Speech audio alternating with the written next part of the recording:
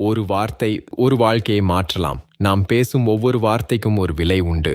சில வார்த்தைகள் ஒருவரை உயர்த்தும், சில வார்த்தைகள் ஒருவருடைய வாழ்க்கையையே காயப்படுத்தும். வேதாகமம் நீதிமொழிகள் 16:28 இப்படிச் சொல்கிறது: மாறுபாடுள்ள மனுஷன் சண்டையை எழுப்புகிறான், கோள் சொல்லுகிறவன் நெருங்கிய சிநேகிதரையும் பிரிக்கிறான். நண்பர்களே, தேவையில்லாத வதந்தி, புறங்கூறுதல், கோள் சொல்லுதல் இவை சாதாரணமான பேச்சுகள் அல்ல.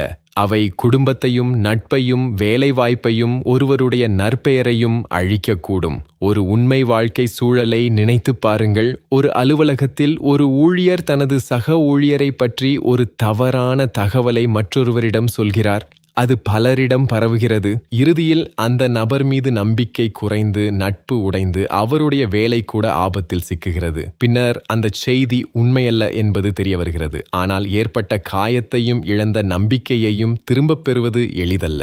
அதனால் பேசுவதற்கு முன் ஒரு கேள்வி கேளுங்கள். இந்த வார்த்தை ஒருவரை கட்டியெழுப்புமா அல்லது உடைத்து விடுமா? இயேசு கிறிஸ்துவின் சீடர்களாக நாம் வதந்தியை பரப்பாமல் உண்மையை பேசுவோம். மற்றவர்களை தாழ்த்தாமல் அவர்களை உயர்த்துவோம். கெட்ட வார்த்தை ஒன்றும் உங்கள் வாயிலிருந்து புறப்படாதிருக்க கடவது. கேட்கிறவர்களுக்கு கிருபையை உண்டாக்கத்தக்கதாக இருக்க கடவது. எபேசியர் 4:29 வார்த்தைகளை கவனமாக பேசுங்கள். ஒருவருடைய வாழ்க்கையில் காயமாக அல்ல, ஆசீர்வாதமாக இருங்கள்.